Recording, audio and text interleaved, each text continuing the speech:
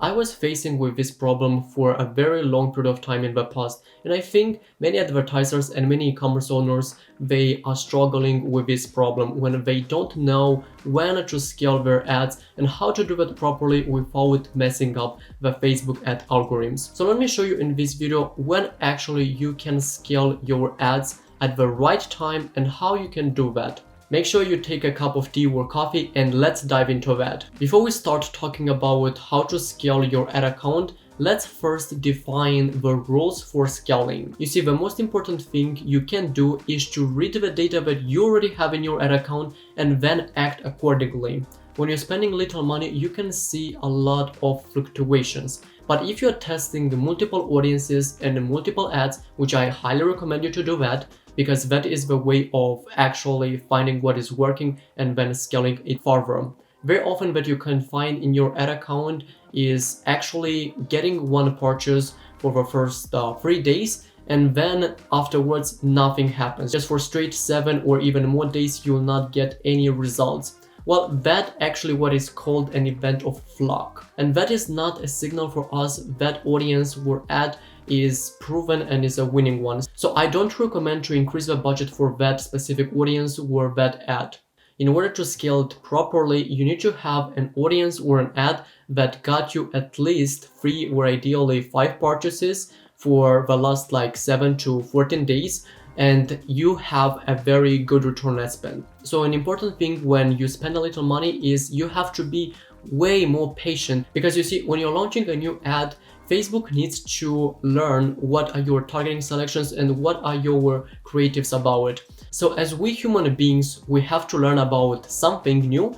Facebook also needs to learn who is your ideal customer. So in the beginning, Facebook is trying to work it out and show your ads to different types of audiences, and they want just to find your ideal customer. And I can tell you 100%, if you are letting your campaign run for 1, 2, 3 weeks, even 1 month, you're gonna see way better results than what you had in the beginning. And I understand that for the most small businesses owners, you don't want to put a lot of money in Facebook ads without seeing results. But you have to allocate enough time for Facebook, for very machine learning, to learn who is your potential customer. Don't tweak your Facebook ad campaigns every single day. And I see this very often when you get one purchase and you are super excited and you're thinking that audience is working and you're increasing your budget by 100%, 200%, or you're not seeing any results for the first 24 hours, 48 hours, and you turn it off immediately. And if after 7 days you see 0 results, then yes, go and cut it. Besides having those 3 to 5 purchases,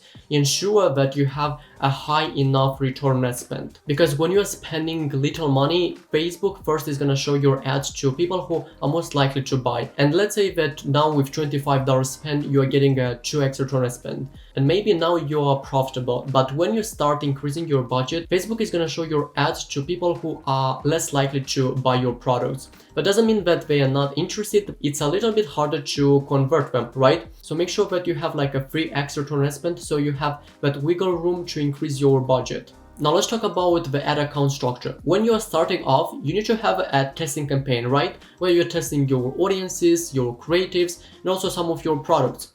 But when it comes to scaling, you need to have another campaign which is going to be strictly for increasing the budget and stacking the proven audiences. And this particular campaign is going to be a campaign budget optimization instead of ABO, which we are mostly using for testing. And why campaign budget optimization? Well, because CBO I find that is working better with a higher spend. It takes a little bit more time to optimize in comparison with ABO, but it's working way better when it has enough spending. Now, how do you actually duplicate those winning ad sets? Let's say that after 7 days, you come back to your ad account and you see in your testing campaign audience number 1 and audience number 3, for example, they got 4x return on ad spend with 3 to 5 purchases. And now what you need to do is to take those 2 audiences with the winning ads and duplicate them into that scaling campaign. The key is you need also to consolidate the budget. So let's say that you were spending $25 for each audience. Now for the CBO, make sure that you have at least $50 a day. Now let's take the second scenario. Let's say that after 7 days you come back to your ad account and you see again 2 audiences that got 3 to 5 purchases, and at this time they got around 1.5 to 1.8 return on ad spend. So you're kind of at your break-even return on ad spend. So that can happen very often, right?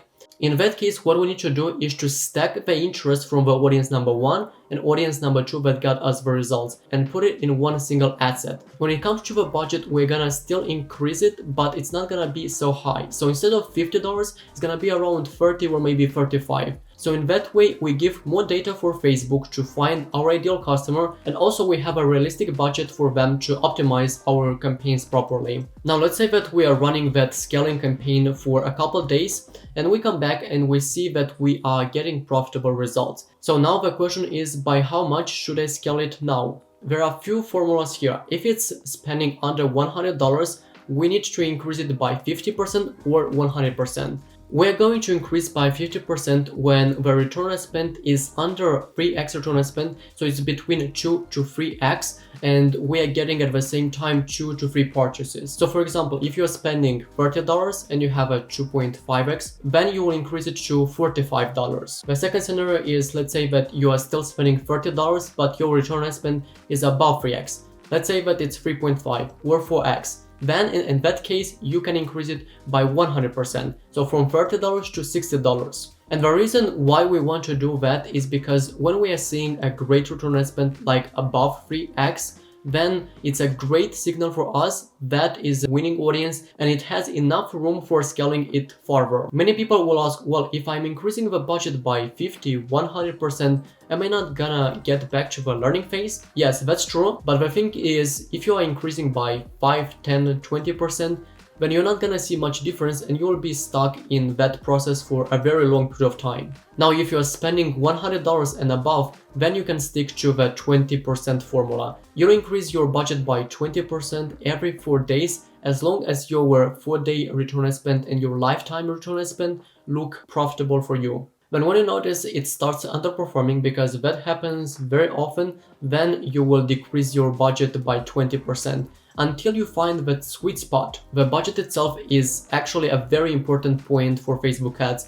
You can get very great results with a $100 spend a day, but when you find yourself spending $150, then the results can look very horrible. So one of the methods to scale is to find that sweet spot and then move to another audience and test another creatives. I hope you found this video valuable, and make sure you click on the subscribe button and on notification bell to get notification when I'm uploading a new video. And if you're an e-commerce owner and you're looking for a Facebook ad manager, then make sure you click on the link in the description below and DM me on Instagram to see if we have a right fit and if or how we can help you. And hey, thanks very much for watching my video. Until next time, I will see you in my next one.